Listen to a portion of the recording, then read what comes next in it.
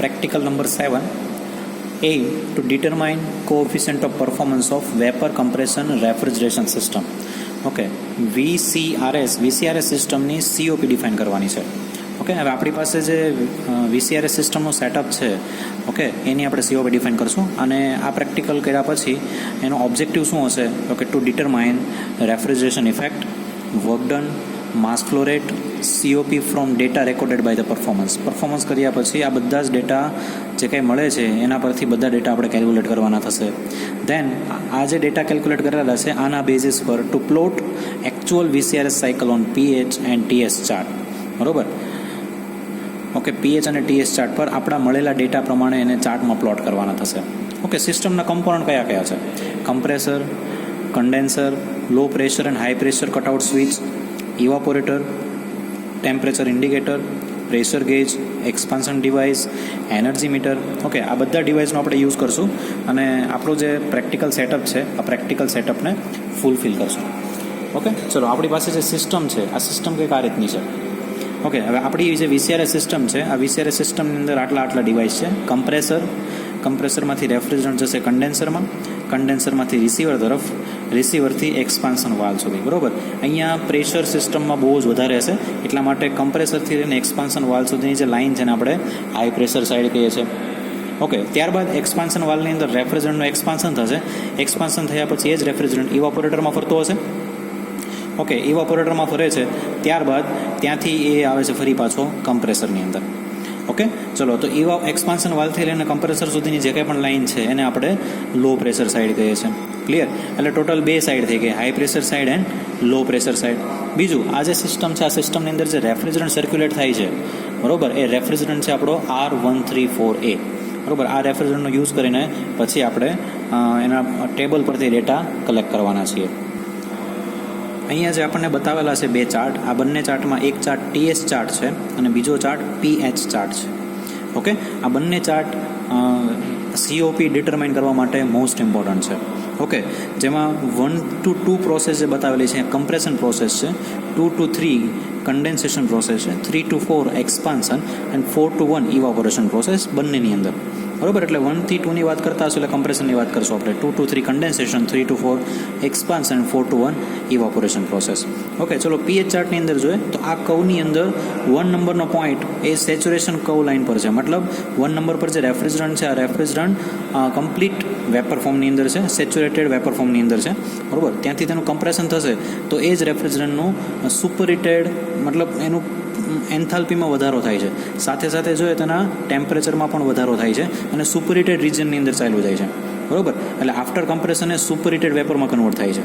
બરોબર? ત્યારબાદ એ રેફ્રિજરન્ટ થોડોક નીચે આવે છે. મતલબ અહીંયા 2 નંબર પરના જે ડેટા આપણે કલેક્ટ કરવાના થાય એ સુપરહીટેડ વેપર પોઝિશન માટેના ડેટા કલેક્ટ કરવાના થશે.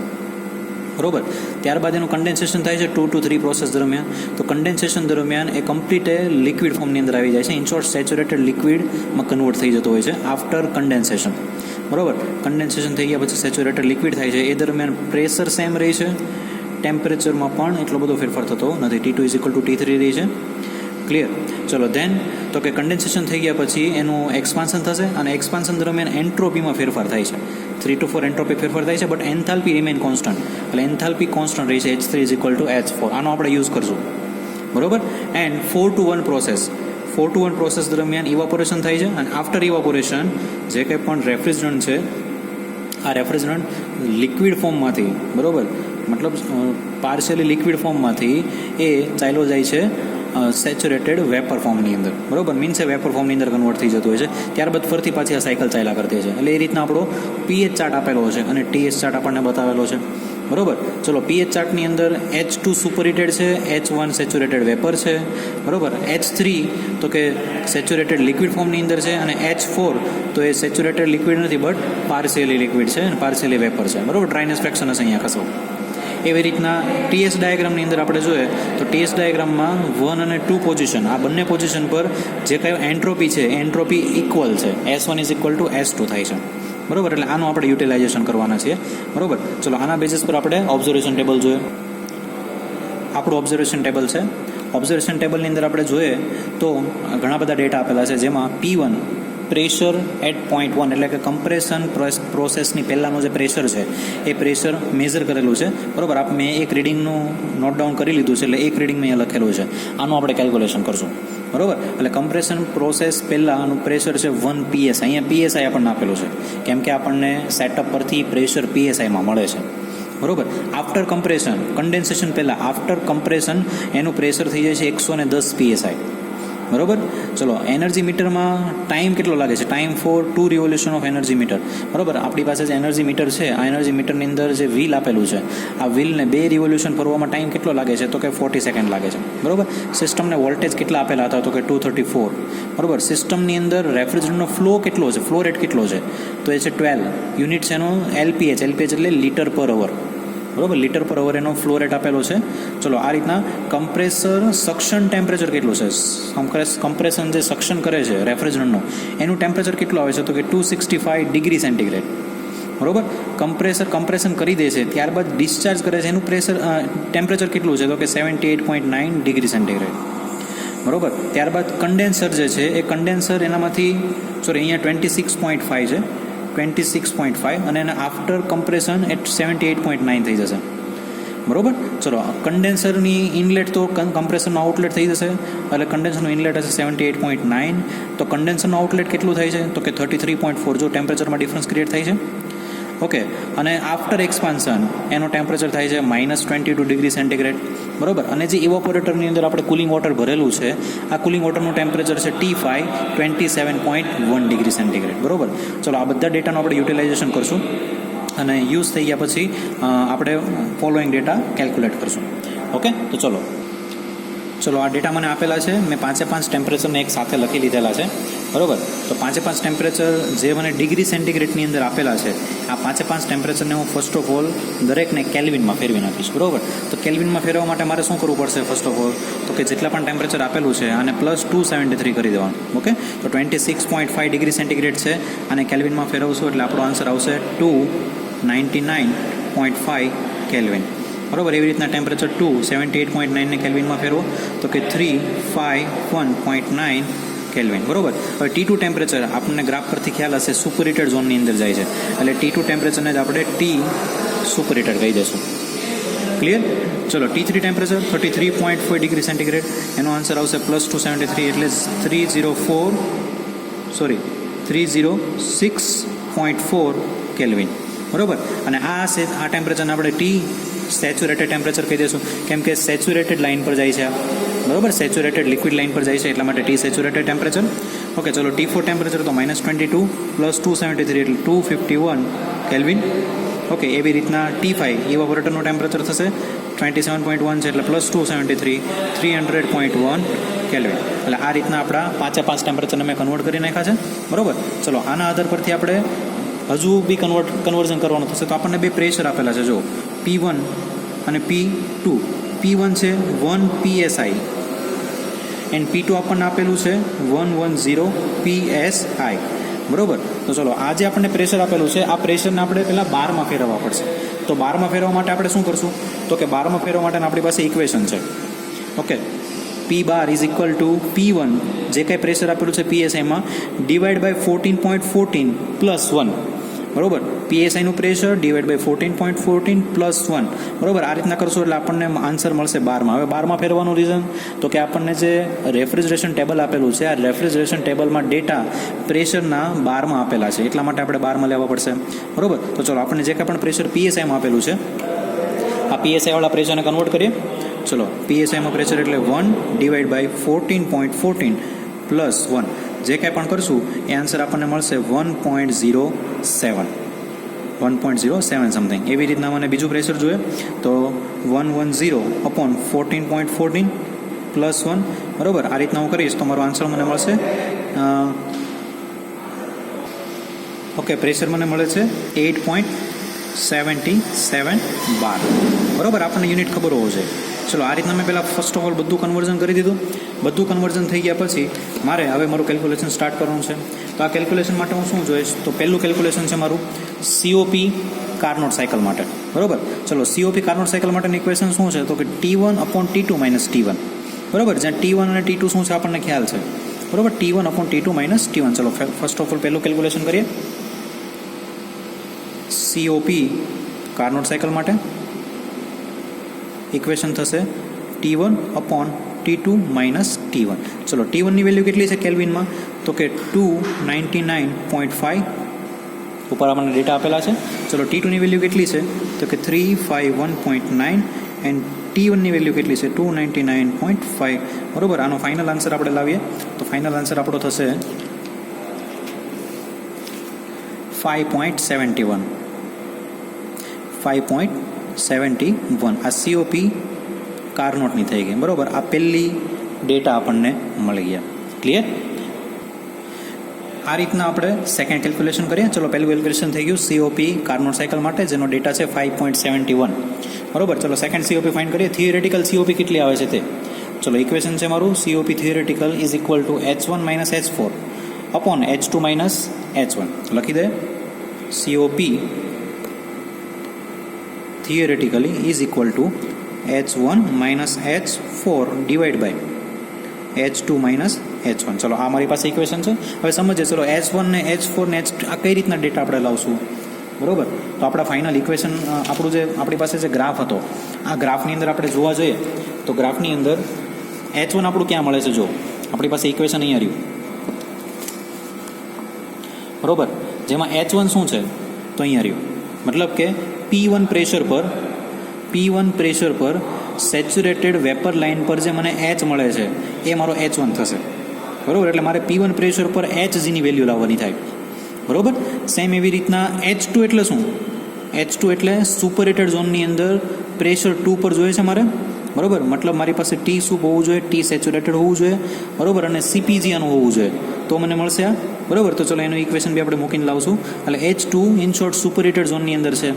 ચલો H3 તો કે આની જરૂરિયાત નથી, બટ H4ની જરૂરિયાત છે આપણા ઇક્વેશનમાં, કેમ કે H1ની જરૂરિયાત છે, H2ની જરૂરિયાત છે અને H4ની જરૂરિયાત છે. પણ આપણા ચાર્ટની અંદર આપણે જોવા જઈએ તો H3 is equal two H4 છે. તો આનું યુટિલાઇઝેશન આપણે કરીએ. બરોબર, એટલે H4ની વેલ્યુ મેળવવા માટે ડ્રાયનેસ ફ્રેક્શન જોઈએ, જે આપણી પાસે છે નહીં. તો એના માટે આપણે શું કરશું? તો કે આ ઇઝ ઇક્વલ ટુ આ થાય છે ને, H3 is equal two H4. તો હું સિમ્પલ H3ની વેલ્યુ ફાઇન્ડ કરી લઉં. કેમ કે P2 પ્રેશર પર સેચ્યુરેટેડ લિક્વિડ લાઇન પર જે મને એન્થાલ્પી મળે છે, એટલે કે HFની વેલ્યુ જે મને મળે છે P2 પ્રેશર પર HF, એ વેલ્યુ થઈ જશે મારી સિમ્પલ H3. બરોબર, એટલે અહીંયાથી હું H3 લઈ લઈશ. ક્લિયર? તો ચલો મારે વેલ્યુ ફાઇન્ડ કરવાની થશે અને આ બધી જ વેલ્યુ ફાઇન્ડ કરવા માટે મારી પાસે રેફ્રિજરેશન ચાર્ટ જોશે. ચલો રેફ્રિજરેશન ચાર્ટની અંદર આપણે જોવા જઈએ. બરોબર, તો રેફ્રિજરેશન ચાર્ટની અંદર આ ચાર્ટ મારી પાસે છે R134A નો. R134A રેફ્રિજરન્ટ માટેનો રેફ્રિજરેશન ટેબલ છે. હવે આ રેફ્રિજરેશન ટેબલમાં આપણને જે પ્રેશર આપેલું છે, આ પ્રેશર પર પહેલાં ડેટા લઈ લે. બરોબર, જે કંઈ પણ ડેટા આપેલા છે બધા ડેટા આના આધાર પર લઈએ.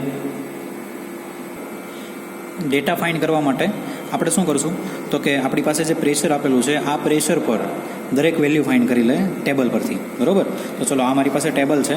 આ ટેબલમાં આપેલું પ્રેશર જે છે P1 પ્રેશર કેટલું છે? તો કે 1.07 બાર. હવે આપણે આપણા ટેબલની અંદર જોવા જશું તો P1 પ્રેશર 1.07 બારમાં 1.3268 આવે છે. બરોબર, અને એની નીચે જવા જાય તો 0.8436 આવે છે. બરોબર, કેમ કે આપણું પ્રેશર 1.07 છે, તો મિનિમમ પ્રેશર જે આપેલું હોય એના કરતાં થોડુંક ઓછું અને એના કરતાં વધારે, એટલે કયા બે પ્રેશરની વચ્ચે આવે છે, આ બંને પ્રેશરની વેલ્યુ ફાઇન્ડ કરી લેશું. બરોબર, મતલબ આ બંને આના જે ડેટા આપેલા છે આ ડેટાને આપણે લખી લેશું. આના આધાર પરથી મારે આ પ્રેશર પર એન્થાલ્પી ફાઇન્ડ કરવાની થશે. બરોબર, તો એના માટે હું શું કરીશ? તો કે સિમ્પલ એક ટેબલ બનાવી દો, જેમાં મને P1 પ્રેશર માટેના ડેટા મારે જોશે. કયા ડેટા જોશે? તો કે Hમાં પણ કયા? તો કે HF અને Hg. બરોબર, બીજા કયા ડેટા જોશે? તો કે S એન્થાલ્પીમાં કયા? તો કે SF અને SG. ત્રીજા કયા ડેટા જોશે? તો કે સ્પેસિફિક વોલ્યુમ. બરોબર, સ્પેસિફિક વોલ્યુમમાં પણ VF અને VG બે આવે છે. બરોબર, આમાં કયા ડેટા જોશે? બરોબર, તો આ ડેટા આપણે કેલ્ક્યુલેટ કરી લે P1 પ્રેશર માટે. તો ચલો P1 પ્રેશર મારું કેટલું છે? તો કે આ P1 પ્રેશર છે 1.07 બાર. બરોબર, 1.07 બાર હું અહીંયા લખી દઉં. ચલો 1.07 બાર પ્રેશર માટે મારે શું કરવાનું છે? તો કે મારા રેફ્રિજરેશન ટેબલની અંદર આ ડેટા મારા બેઠા છે નહીં, તો હું શું કરીશ? તો કે રેફ્રિજરેશન ટેબલમાં 1.07 બાર કોની વચ્ચે આવે છે? તો કે 0.8436 અને નીચે આવે છે 1.3268. તો આ બંનેની વચ્ચે લખી દઉં છું. કઈ રીતના લખું છું? 0.8436 અને આની નીચે આવે છે તો કે 1.3268, બરાબર. મતલબ મારું જે પ્રેશર છે આ પ્રેશર આ બંને પ્રેશરની વચ્ચે આવે છે, બરાબર. તો મતલબ આ પ્રેશર માટેના બધા ડેટા લઈ લો અને આ પ્રેશર માટેના બધા ડેટા લઈ લઈશ, બરાબર. તો ચલો આ પ્રેશર માટેના બધા ડેટા લઈએ. આ રીતના મેં ડેટા રેફ્રિજરેશન ટેબલમાંથી કલેક્ટ કરી લીધા. પર્ટિક્યુલર આ પ્રેશર માટે એન્થાલ્પીની વેલ્યુ, HFSG, એન્ટ્રોપીની વેલ્યુ SFSG, બરાબર. આની જરૂર નથી એટલે મેં લીધું નથી. ચલો આ સેકન્ડ પ્રેશર માટેના ડેટા છે તો કે HFSG, SFSG, બરાબર. મારે આ બંનેની વચ્ચેનું ફાઇન્ડ કરવાનું છે, બરાબર. એ વચ્ચેનું ફાઇન્ડ કરીએ પણ સાથે સાથે પ્રેશર P2 માટે પણ ડેટા કલેક્ટ કરી લે. ચલો P2 પ્રેશર માટે તો કે આપણું P2 પ્રેશર કેટલું છે 8.77 બાર. ઓકે, ચલો 8.77 બાર લખી દો. અહીંયા કોની વચ્ચે આવે છે તો કે 8.77 બાર આવે છે કોની વચ્ચે તો અહીંયા જોવા જાય તો 8.62 આવે છે અને ત્યારબાદ 9.11 થઈ જાય છે, બરાબર. મતલબ આ બંનેની વચ્ચે આવે છે તો મારે આ બંનેના ડેટા પણ જે મેં પહેલાંમાં લીધા એ બધા ડેટા આની અંદરથી પણ લઈ લો. આ રીતના આપણે બંને પ્રેશર જે આપણું પ્રેશર છે ફાઇન્ડ કરવા માટેનું એની ઉપરનું પ્રેશર અને નીચેનું પ્રેશર આ માટેના ડેટા લઈ લીધા, બરાબર. અહીંયા મેં HFSGની વેલ્યુ લઈ લીધી છે, SFSGની વેલ્યુ લઈ લીધી છે અને અહીંયા કમ્પ્લીટ ખાલી VFની વેલ્યુ લીધી છે, બરાબર. Specific volume at saturated liquid line પર એના માટેની સ્પેસિફિક વોલ્યુમની વેલ્યુ લીધેલી છે, બરાબર. ચલો તો આ વેલ્યુના આધાર પર આટલી જ વેલ્યુ આપણે કેલ્ક્યુલેટ કરવાની થશે, બરાબર. ચલો કેલ્ક્યુલેશન કેટલું કરવાનું થશે તો કે અહીંયા HGનું કેલ્ક્યુલેશન કરવાનું થશે, અહીંયા HG HF બંનેનું કરવાનું થશે, અહીંયા HFની કોઈ જરૂરિયાત છે નહીં, બરાબર. ચલો આ એક ગણવાનું થશે, આ ગણવાનું થશે, આ ગણવાનું થશે, બરાબર. અહીંયા આની પણ જરૂરિયાત નથી એટલે આને પણ આપણે નહીં ગણીએ. ફાઇનલ SF અને SG આની જરૂરિયાત પડશે અને VFની જરૂરિયાત પડશે એટલે ટોટલ 6 કેલ્ક્યુલેશન કરવાના થશે. 1 2 3 4 5 અને 6. ચલો ગણતરી કઈ રીતના કરવાની છે એને પહેલાં સમજે. ચલો મારે HG આની વેલ્યુ ફાઇન્ડ કરવી છે. હું તમને પહેલેથી જ આ બધા ડેટા ફાઇન્ડ કરાવડાવી દઉં છું જેથી કરીને પાછળથી તમારે જે ડેટા મળે આ ટેબલ પહેલાં બનાવી દેવાનું. ટેબલ બની જાય પછી ટેબલમાંથી ડેટા સીધા તમારે મૂકવાના થાય, બરાબર.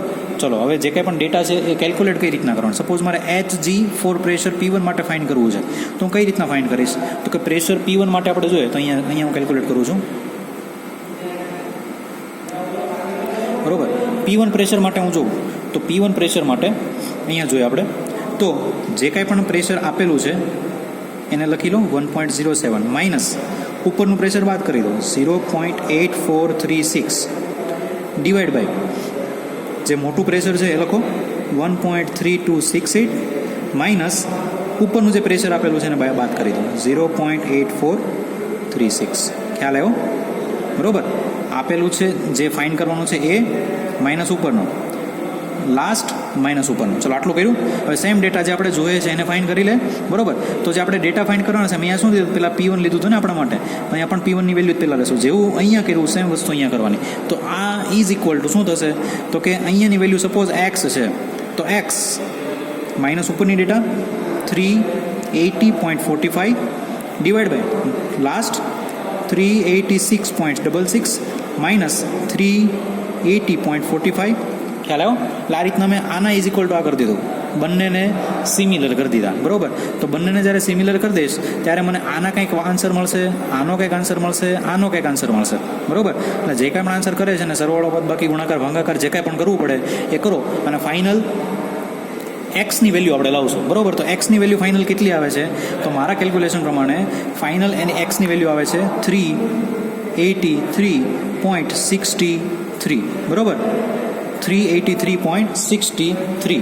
જે કંઈ પણ વેલ્યુ આપણને મળે છે એ વેલ્યુ અહીંયા લખી દો 383.63. ખ્યાલ આવ્યો. એટલે અમે પહેલાં એક ડેટા ફાઇન્ડ કરી લીધા HG1 માટે, બરાબર. પ્રેશર P1 માટે HG1 ફાઇન્ડ કરી લીધું. ચલો આવી જ રીતના હું અહીંયા ફાઇન્ડ કરીશ, બરાબર. અહીંયા કઈ રીતના ફાઇન્ડ કરીશ તો એની ઇક્વેશન અહીંયા નીચે લખું છું જો, બરાબર. 8.77 માઇનસ 8.6250 ડિવાઈડ 9.1172 માઇનસ 8.6250. ખ્યાલ આવ્યો. આના માઇનસ આ ડિવાઈડ બાય આના માઇનસ આ. ચલો આટલું કર્યું આના માટે. હવે આ કોન્સ્ટન્ટ રહેશે ઇઝ ઇક્વલ ટુ મારે અહીંયા આ વેલ્યુ જોઈએ છે ને તો આ વેલ્યુ ફાઇન્ડ કરવા માટે હું શું કરીશ તો કે જે વેલ્યુ નથી આપીને X minus 247.47 divide by 250.41 minus 247.47 બરાબર. ચલો આ રીતનો આન્સર મતલબ આ રીતના કેલ્ક્યુલેશન કરીશ, આનું કંઈક આન્સર આવશે, આનો કંઈક આન્સર આવશે, આનો કંઈક આન્સર આવશે, આ બંનેનું ડિવિઝન, આનું મલ્ટિપ્લિકેશન અને જે કંઈ પણ આન્સર આવે એને આની સાથે પ્લસ કરી દો તો ફાઇનલ તમને એક એક્સની વેલ્યુ મળશે અને એ એક્સની વેલ્યુ આ બંનેની વચ્ચે જશે અને એ એક્સની વેલ્યુ મારા કેલ્ક્યુલેશન પ્રમાણે આવે છે 248.33 બરાબર. એવી રીતના આ વેલ્યુ લાવી દો બરાબર. જેવી રીતના આ વેલ્યુ અહીંયાથી મળી, આ વેલ્યુ મને આ રીતના મળી બરાબર. આના કેલ્ક્યુલેશન તમારે બતાવવાના છે કઈ રીતના આવે છે તે. એવી જ રીતના આ વેલ્યુ લાવો તો આના માટે તો તમારી પાસે આ છે ઇઝ ઇક્વલ ટુ ખાલી આનું અલગથી કરવાનું રહેશે બરાબર. સેમ વેલ્યુ આના માટે તો આનું છે જ તમારી પાસે, ખાલી આનું અલગથી કરવાનું રહેશે. એવી રીતના અહીંયા એટલે આ અને આ તમને અલગ વેલ્યુ મળશે અને મારા કેલ્ક્યુલેશન પ્રમાણે હું જાઉં છું તો મને ફાઇનલ આન્સર અહીંયાનો મળે છે 417.05 બરાબર.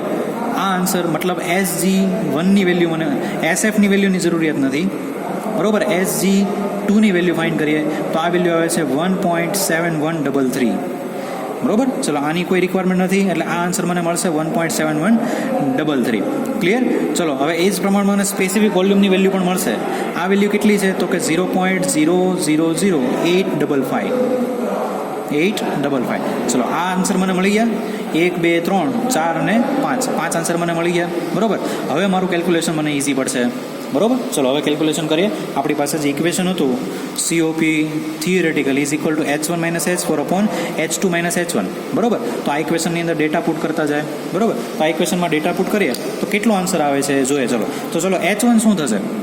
H1 એટલે તો કે આપણા ગ્રાફ પરથી P1 પ્રેશર માટે Hgની વેલ્યુ, પ્રેશર P1 માટે Hgની વેલ્યુ, ધેટ મીન્સ આ જ આપણું H1 છે બરાબર. ચલો H2 શું છે? H2 તો H2ની અમારે ગણતરી કરવી પડશે ને બરાબર. તો ચલો H2ની ગણતરી કઈ રીતના કરીએ તો કે સુપરહીટેડ ઝોનની અંદર જાય છે ને, તો સુપરહીટેડ ઝોનની અંદર જાય પહેલાં H1ની ગણતરી કરી લે બરાબર. ચલો H1ની વેલ્યુ શું થશે? વેલ્યુ લખી લે બધી. H1ની વેલ્યુ શું થશે તો કે P1 પ્રેશર પર Hgની વેલ્યુ, P1 પ્રેશર પર Hgની વેલ્યુ કેટલી છે? P1 પ્રેશર અને Hgની વેલ્યુ કેટલી આવે છે તો કે 383.63 383.63 આટલી વેલ્યુ મને મળે છે કિલો જૂલ પર કિલોગ્રામ બરાબર. ચલો H1 મને મળી ગયું. હવે મારે H2 જોઈએ ને તો H2 કઈ રીતના લાવીશ તો H2 તો સુપરહીટેડ ઝોનની અંદર છે તો H2 સુપરહીટેડ ઝોનમાં છે તો એના માટેનું ઇક્વેશન છે. ઇક્વેશન શું છે તો કે H2 is equal to Hg2 plus CPS બ્રેકેટમાં T superheated minus T saturated થશે બરાબર. તો ચલો H2 માટે Hg2ની વેલ્યુ તો છે ને આપણી પાસે, પ્રેશર 2 માટે Hgની વેલ્યુ, પ્રેશર 2 માટે Hgની વેલ્યુ તો છે જ બરાબર. હવે આ વેલ્યુને અહીંયા મૂકી દેશું. T સુપ અને T સેચ્યુરેટેડ આની વેલ્યુ પણ મારી પાસે છે. જો T2 અને T3, T superheated, T saturated મારી પાસે છે વેલ્યુ બરાબર. પણ આપણા ઇક્વેશનમાં CPSની વેલ્યુ છે નહીં બરાબર. તો ચલો CPSની વેલ્યુ મારે જોતી હોય તો CPSની વેલ્યુ મેળવવા માટે તમારી પાસે જે ગ્રાફ હતો આ ગ્રાફની અંદર TS ડાયાગ્રામ તમારી પાસે હતો બરાબર. TS ડાયાગ્રામ અહીંયા સુપરહીટેડ ઝોનની અંદર છે તો અહીંયા CPS તમારી પાસે નથી. પણ આ ડાયાગ્રામની અંદર જોઈએ તો S1 is equal two S2 થાય છે જો, અને S2 તમારો સુપરહીટેડ ઝોનની અંદર છે તો આ ઇક્વેશનનો યુઝ કરીશ. S1 is equal two S2 બરાબર. S1 એટલે P1 પ્રેશર પર Sg1 અને S2 એટલે તો કે P2 પ્રેશર પર Sg2 પ્લસ અહીંયા સુપરહીટેડની વેલ્યુ મારે લાવવાની થશે બરાબર. તો ચલો S1 is equal two S2 કરે ને અને આ સુપરહીટેડ ઝોનમાં છે આટલું યાદ રાખો બરાબર. તો આપણું ફાઇનલ ઇક્વેશન શું બનશે? S1 is equal two S2. હવે S1 મને કઈ રીતના મળશે એન્ટ્રોપી તો કે પ્રેશર P1 પર Sg1ની વેલ્યુ લઈ લો, that is my S1. Okay ચલો S2 કઈ રીતના મળશે તો કે S2ની ઇક્વેશન છે. S2નું ઇક્વેશન શું છે તો કે Sg2 plus CPS ln T sup બાય T સેટ બરાબર. T superheated by T saturated આ ઇક્વેશન મારું બનશે બરાબર. તો ચલો આના આધાર પરથી હું વેલ્યુમાં મારા ઇક્વેશનમાં ડેટા પુટ કરું તો કે Sg1 એટલે P1 પ્રેશર પર Sgની વેલ્યુ તો કે P1 પ્રેશર પર Sgની વેલ્યુ આ કેટલી થશે? ઓકે ચલો કેલ્ક્યુલેશન કરવાની રહી ગઈ છે. P1 પ્રેશર પર એસજીની વેલ્યુ આ કેટલી થશે, તો આને મારે કેલ્ક્યુલેટ કરવાની થશે. તો જેવી રીતના મેં આગળના કેલ્ક્યુલેશન કર્યા એ જ રીતના હું આનું કેલ્ક્યુલેશન પણ કરીશ અને આ કેલ્ક્યુલેશન પરથી મારો આન્સર આવશે 1.7464. 1.7464. બરોબર. તો ચલો એસજીની વેલ્યુ મારી પાસે છે SG1ની તો કે 1.7464 ઇઝ ઇક્વલ ટુ SG2ની વેલ્યુ પણ મારે જોશે તો કે SG2 પ્રેશર 2 માટે SG2ની વેલ્યુ કેટલી છે તો કે 1.7133. ઇક્વેશનમાં વેલ્યુ મૂકી દો 1.7133. ચલો CPSની વેલ્યુ નથી તમારી પાસે તો કે CPS ln ટી સુપ ને ટી સેટ કેટલું છે તો કે ટી સુપરહીટેડ મને અહીં આપેલું છે જો કેટલું છે 351.9 ને ટી સેચ્યુરેટેડ કેટલું છે 306.4. ચલો ડેટા મૂકું 351.9 ડિવાઈડ બાય 306.4. બરોબર. ચલો આ રીતના હું કરીશ. અહીંયા ln લેવાનું છે તમારા કેલ્ક્યુલેટરની અંદર જે ln યુઝ કરેલું છે બરોબર ln આ ln ને તમારે લેવાનું છે એટલે ફાઇનલ આન્સર લાવીએ ln 3 બ્રેકેટમાં 351.9 ડિવાઈડ બાય 306.4. બરોબર. જે કંઈ પણ આન્સર આવશે ઓકે કેટલું આવે છે તો કે પ્લસ CPS 0.138. બરોબર. આ રીતનો આન્સર મને મળે છે 1.7133 અને અહીંયા છે 1.7464. બરોબર. આને ઇઝ ઇક્વલ ટુની આ તરફ લઈ આવો એટલે માઇનસ ડિવિઝનમાં આ થશે એટલે ફાઇનલ તમને CPS મળશે અને CPSની વેલ્યુ કેટલી આવે છે તો કે 0.2391. 0.2391 આ મને CPS મળે છે. ચલો હવે આ CPS ક્યાં કામમાં આવશે, CPS કેમ ફાઇન્ડ કર્યો તો કે આપણી પાસે જે ઇક્વેશન છે H2નું ઇક્વેશન આ H2ના ઇક્વેશનમાં CPSની વેલ્યુ મારી પાસે છે નહીં એટલા માટે મેં આ ઇક્વેશન મૂકીને CPSની વેલ્યુ ફાઇન્ડ કરી. બરોબર. ચલો હવે હું H2 વાળા ઇક્વેશનમાં વેલ્યુ ડેટા મૂકીશ તો H2 is equal to Hg2 plus CPS T superheated minus T saturated. બરોબર. ચલો H2 એ તો મારે ફાઇન્ડ કરવાનું છે. ચલો Hg2ની વેલ્યુ કેટલી થાય છે તો કે આપણે આગળ ફાઇન્ડ કરીએ P2 પ્રેશર માટે Hgની વેલ્યુ P2 પ્રેશર માટે Hgની વેલ્યુ કેટલી છે 417.05 વેલ્યુ મૂકો અહીંયા 417.05 પ્લસ CP આપણને કેટલી મળે છે તો કે 0.2391.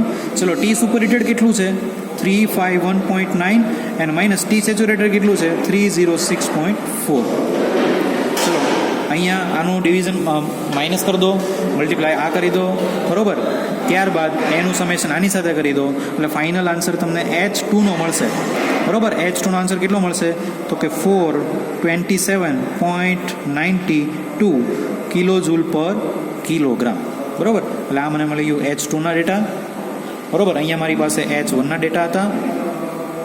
આપણા ઇક્વેશનની અંદર જો હવે બે જ ડેટા બાકી રહ્યા H1 minus H4 H2 minus H1 આ ઇક્વેશન હતું એમાં H2 મને મળી ગયું H1 એ મળી ગયું. હવે H4 શું છે H4 શું છે તો H4 એટલે મેં તમને પહેલાં કીધું હતું H3 is equal two H4 થાય છે.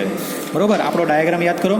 બરોબર. પીએચ ચાર્ટ આ પીએચ ચાર્ટની અંદર આપણે જોવા જઈએ પીએચ ચાર્ટની અંદર તો H3 is equal two H4 થાય છે. હવે H4 ફાઇન્ડ કરવું થોડું અઘરું થઈ જાય પણ H3 ફાઇન્ડ કરી લઈએ તો H3 તો મને ઇઝીલી મળશે. કઈ રીતના તો કે P2 પ્રેશર પર HFની વેલ્યુ અહીંયા HF હશે અહીંયા HFG હશે વચ્ચે અને અહીંયા HG છે તો એ P2 પ્રેશર પર HFની વેલ્યુ હું ફાઇન્ડ કરી લઉં ધેટ ઇઝ માય HF3 અને H3. બરોબર. તો P2 પ્રેશર પર HFની value that is my H3 થશે. ઓકે. તો ચલો P2 પ્રેશર પર HFની વેલ્યુ કેટલી આવે છે તો કે 248.33. બરોબર. એટલે H3 થઈ ગયું 248.33 કિલો જૂલ પર કિલોગ્રામ. બરોબર. આ મને ડેટા મળી ગયા અને જે મારું H3 છે એ જ મારું H4 છે. બરોબર. હમણાં આપણે ચાર્ટમાં જોયા પ્રમાણે જે મારું H3 છે એ જ આપણું H4 થાય છે. બરોબર. ચલો હવે મને બધા જ ડેટા મળી ગયેલા છે. બરોબર. H1 પણ મળી ગયું H2 પણ મળી ગયું H3 પણ મળી ગયું કેમ કે H3 is equal two H4 છે. હવે મારે સિમ્પલી મારા ઇક્વેશનની અંદર ડેટા મૂકવાના છે તો ફાઇનલ ઇક્વેશન આપણું શું છે તો કે COP theoretical is equal two આપણું ઇક્વેશન થાય છે H1 minus H4 divide by H2 minus H1. બરોબર. તો ચલો H1ની વેલ્યુ કેટલી છે ઉપર આપણે ફાઇન્ડ કરીએ પ્રમાણે તો કે 383.63 માઇનસ H4ની વેલ્યુ કેટલી આવે છે હમણાં આપણે ફાઇન્ડ કરીને 248.33 ડિવાઈડ બાય H2ની વેલ્યુ તો કે 427.92 એન્ડ માઇનસ H1ની વેલ્યુ કેટલી આવે છે તો કે અહીંયા રહી 383.63 બરાબર. ચલો આ રીતના હું ફાઇનલ આન્સર લાવીશ તો ફાઇનલ આન્સર આનું માઇનસ કરી નાખો, આનું માઇનસ કરી નાખો અને જે કાંઈ પણ આન્સર આવે છે એનું ડિવિઝન કરી નાખો. ડિવિઝન કરતાં ફાઇનલ તમને આન્સર મળશે 3.05 બરાબર. COP થિયોરેટિકલ COP કેટલી મળે છે મને 3.05. આનો કોઈ યુનિટ આવશે નહીં. ચલો આ રીતના મારું સેકન્ડ કેલ્ક્યુલેશન થઈ ગયું બરાબર. સેકન્ડ કેલ્ક્યુલેશન થઈ ગયા પછી એટલે મને મારો આન્સર આ મળી ગયો COP થિયોરેટિકલનો બરાબર. ચલો મને COP થિયોરેટિકલ મળી ગયું. ત્યારબાદ તો કે મારે COP એક્ચ્યુઅલ જોઈએ છે. તો COP એક્ચ્યુઅલ કઈ રીતના ફાઇન્ડ કરીશ તો મારી પાસે ઇક્વેશન છે રેફ્રિજરેશન ઇફેક્ટ. આને હું શોર્ટમાં RE લખી દઉં. રેફ્રિજરેશન ઇફેક્ટ એટલે RE divide by energy consumption by compressor બરાબર. એટલે અહીંયા કમ્પ્રેશન વર્ક લખવાનું થશે ને, કમ્પ્રેશન વર્ક કેટલું થાય છે બરાબર. તો ચલો રેફ્રિજરેશન ઇફેક્ટ મારે ફાઇન્ડ કરી તો કઈ રીતના કરીશ તો રેફ્રિજરેશન ઇફેક્ટનું ઇક્વેશન છે એમ refrigerator divide into H1 minus H4. હવે H1 ને H4 આપણી પાસે છે, જો ફરીવાર ફાઇન્ડ કરવાની કોઈ જરૂરિયાત છે નહીં બરાબર. તો ચલો એમ રેફ્રિજરેશન મને મળી જાય, H1 H4 તો છે તો એમ રેફ્રિજરેશન મળી જાય તો મને આ વેલ્યુ મળે. તો એમ રેફ્રિજરેશનની વેલ્યુ ક્યાંથી મળશે તો કે આપણા પ્રેક્ટિકલ સેટઅપમાં એક રોટામીટરનું આપેલું હતું કે જેની મદદથી આપણે રેફ્રિજરન્ટનો ફ્લો રેટ ફાઇન્ડ કરતા હતા. તો જે કંઈ પણ ફ્લો રેટ છે એ ફ્લો રેટ મીટર ક્યુબ પર સેકન્ડમાં મૂકશું બરાબર. અને આને LPHને મીટર ક્યુબ પર સેકન્ડમાં કરવા માટે divide by 1000 into 3600 multiply by 1/1 specific volume at condenser outlet બરાબર. જે આપણું રેફ્રિજરન્ટ છે એના સ્પેસિફિક વોલ્યુમને ડિવાઈડ કરી દો કન્ડેન્સરમાંથી જે નીકળે છે ને તે બરાબર. તો ચલો આ ઇક્વેશનનો યુઝ કરીએ આપણે. ઓકે, તો ચલો ઇક્વેશનનો યુઝ કરીએ.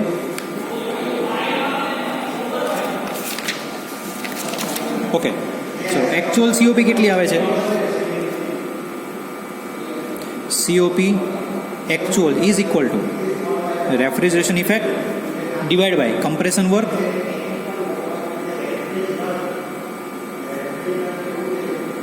હવે રેફ્રિજરેશન ઇફેક્ટ ફાઇન્ડ કરવા માટેનું ઇક્વેશન છે માસ ફ્લો રેટ યા તો mass refrigerant into H1 minus H4.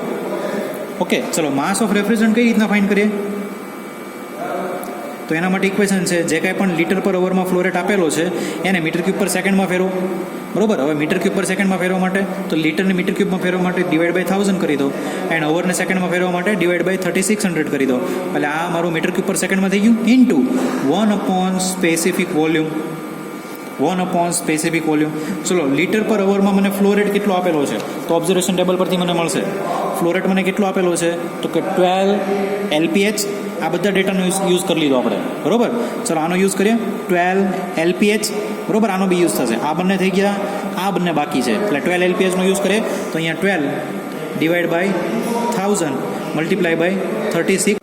તો કે કન્ડેન્સરના આઉટલેટનું સ્પેસિફિક વોલ્યુમ છે ને, અને કન્ડેન્સરનું આઉટલેટ એટલે પોઈન્ટ નંબર 3 એટલે P2 પ્રેશર પર જે લિક્વિડ લાઇન છે આ લિક્વિડ લાઇન પર સ્પેસિફિક વોલ્યુમ ફાઇન્ડ કરવાનું થાય અને જે આપણે ઓલરેડી ફાઇન્ડ કરી ગયા છીએ બરાબર. P2 પ્રેશર પર સ્પેસિફિક વોલ્યુમ મેં તમને પહેલાં જ એટલા માટે ગણવાડી દીધેલું હતું. લિક્વિડ લાઇનનું સ્પેસિફિક વોલ્યુમ જોઈએ છે VF બરાબર. એટલે VFની વેલ્યુ અહીંયા મળી ગઈ અને કેટલી મળે છે તો કે 0.000855 બરાબર. P2 પ્રેશર પર VFની વેલ્યુ 0.000855. હવે આ કઈ રીતના ગણવાનું એ તમને ખ્યાલ જ છે. આ રીતના ગણવાનું થશે બરાબર. તો ચલો આ રીતના ફાઇનલ આન્સર મારો આવે છે મને 0.000855. વેલ્યુ મૂકી દો 0.000855. ચલો આટલી મેં વેલ્યુ મૂકી દીધી. હવે આ વેલ્યુ મૂકીશ એટલે ફાઇનલ મને મારો આન્સર મળશે એમ રેફ્રિજરન્ટના ફોર્મની અંદર બરાબર. હવે એમ રેફ્રિજરન્ટનું આન્સર કેટલો આવે છે તો કે 3.89 10⁻³ કિલોગ્રામ પર સેકન્ડ. 3.89 × 10⁻³ કિલોગ્રામ પર સેકન્ડ. આ રીતના મને માસ ઓફ રેફ્રિજરન્ટ મળી ગયું. ચલો મારે સિમ્પલી હવે શું કરવાનું છે તો કે રેફ્રિજરેશન ઇફેક્ટના ઇક્વેશનની અંદર વેલ્યુ મૂકવાની છે. તો કે RE is equal two mass of refrigerant મારી પાસે છે જ ઇન્ટુ H1 માઇનસ H4. ચલો માસ ઓફ રેફ્રિજરન્ટ છે 3.89 10⁻³ ચલો H1 ની વેલ્યુ કેટલી છે તો આપણું ડેટામાંથી ફાઇન્ડ કરે લે. આગળ આપણે ફાઇન્ડ કરેલું હતું ને. H1 ની વેલ્યુ કેટલી આવે છે? H1 ની વેલ્યુ છે 383.63 અને H4 ની વેલ્યુ કેટલી આવે છે તો કે 284.33. બરોબર. ચલો મૂકીએ વેલ્યુ. 383.63 માઇનસ 248.33. બરોબર. ત્યારબાદ આ બંનેનો માઇનસ કરી દો. જે કંઈ પણ આન્સર આવે છે એને આની સાથે મલ્ટીપ્લાય કરી દો એટલે ફાઇનલ આન્સર તમને મળશે 0.52 કિલો જૂલ પર સેકન્ડ. આ મને રેફ્રિજરેટિંગ ઇફેક્ટ મળી, રેફ્રિજરેશન ઇફેક્ટ મળી ગઈ. બરોબર. ચલો હજી આપણું ઇક્વેશન બાકી છે. એક આન્સર મને મળ્યો રેફ્રિજરેટિંગ ઇફેક્ટ મને કેટલી મળે છે મને મળી ગયો. પણ હજુ એક આન્સર બાકી છે COP આઉટલેટનો, COP એકચ્યુઅલ. બરોબર. તો COP એકચ્યુઅલમાં રેફ્રિજરેશન ઇફેક્ટ મને મળ્યું પણ કમ્પ્રેશન વર્ક કેટલું છે તો કમ્પ્રેશન વર્કને તમારે અલગથી ફાઇન્ડ કરવું પડશે. બરોબર. તો કમ્પ્રેશન વર્કને ફાઇન્ડ કરવા માટેનું બીજું ઇક્વેશન છે જો energy consume by compressor is equal to 3600 multiply by number of revolution. કોના? એનર્જી મીટરની અંદર જે પેલું વ્હીલ છે, આ વ્હીલ 2 રિવોલ્યુશન ફરે છે ને, તો અહીંયા 2 રિવોલ્યુશન લખશું અને 2 રિવોલ્યુશન ફરવા માટે ટાઈમ કેટલો લાગે છે તો divide by time for revolution in second. બરોબર. જે કાંઈ પણ ટાઈમ લાગે અહીંયા લખી દે. Multiply by constant for energy meter. Energy મીટરનું કોન્સ્ટન્ટ લખવાનું છે અને એનર્જી મીટરનો કોન્સ્ટન્ટ છે 900. બરોબર. તો ચલો એનર્જી કન્ઝ્યુમ બાય કમ્પ્રેસર